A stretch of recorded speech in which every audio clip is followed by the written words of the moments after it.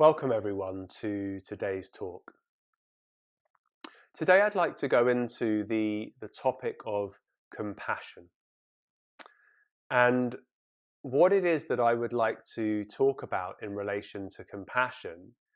is perhaps how we can engage with cultivating a mindset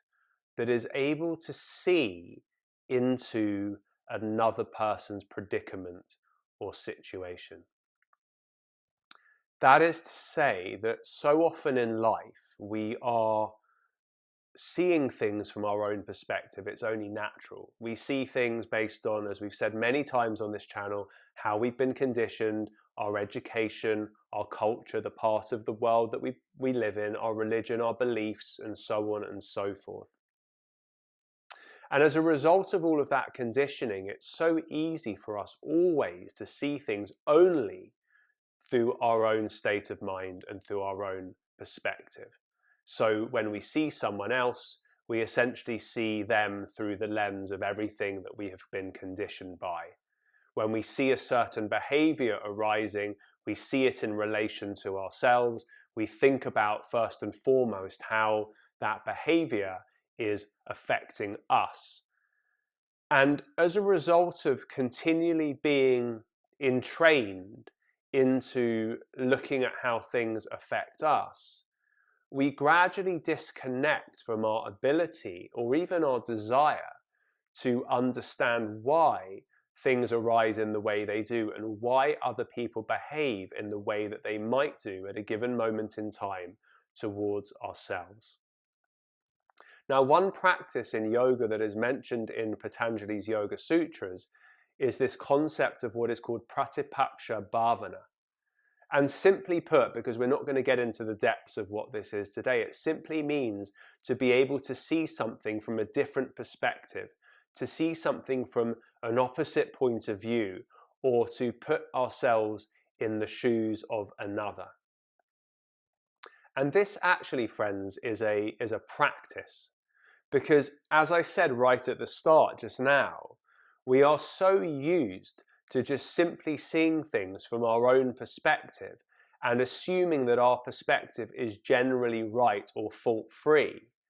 that we rarely, if ever, actually take the time to sit down and contemplate what is going on for someone else in a particular moment of time, why they might have behaved in a certain way, why they might be feeling in a certain way, why they may not be doing the things that perhaps we feel they should be doing in their lives in relation to us or in relation to any other part of their lives. Now, a story that's often told in relation to this is the idea of, if we visualize walking down a country lane, maybe it's starting to get dark, and we see to the right of us a dog that is viciously barking, and it's got saliva dripping out of its mouth, and its tongue is out, and its teeth are bared, and it's looking at us as if it wants to come and attack. So we kind of immediately feel threatened, and we immediately feel that this dog is aggressive and is going to come after us if given a moment's opportunity. But in this story, we continue walking, and as we get a bit closer, not because we're walking towards the dog, because we're walking by it, we suddenly see that actually its leg has been snared in a trap and the leg is bleeding. And actually we then begin to notice that what we at first had interpreted as being aggression is actually that this dog is in pain. It is trapped, it doesn't know what to do, it's losing blood, it's confused, we don't know how long it's been there, and therefore the behavior becomes apparent due to this injury that it has received, rather than at first the ideas that we have about big dogs and the fact that perhaps they may attack us or they may act aggressively towards us. Now, this is a really useful story, I find, because in everyday life, it's unlikely that we go many days without receiving what may seem like the aggression or the confusion, or what we might call loosely the bad behavior of another towards us. Whenever we experience harsh words towards us, or judgments towards us, or disappointments towards us, whatever they may be, we are so quick to go on the attack in terms of thinking that the other person has a problem and it's their fault and why are they behaving like this and they shouldn't behave like this and aren't they bad people, and we label them in certain ways. An example I always like to give is, often today people say that so and so is flaky, meaning that they're not reliable because perhaps they didn't come to their birthday party, or perhaps they didn't turn up on time, or perhaps they're regularly committing to things and then pulling out of the commitment at the last moment, the arrangement at the last moment. Now, if we think about this through the lens of the story of the dog, and we place ourselves in a practice of pratipaksha bhavana, can we visualize or take a moment to try to understand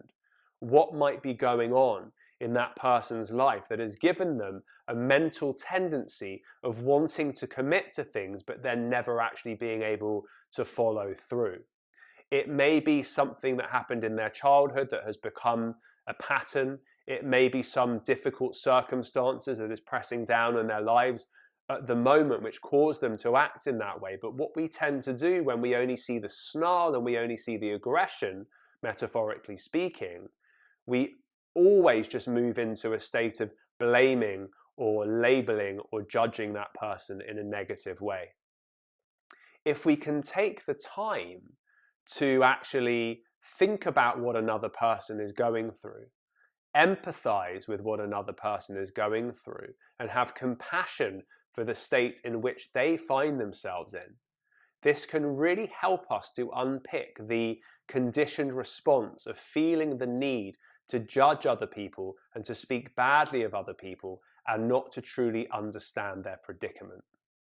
Now, this can be understood both on a personal level, but this can also be understood at a macro community level in relation to conflicts between communities, conflicts between countries, conflicts between religions, where each side is so, in inverted commas, certain of their perspective.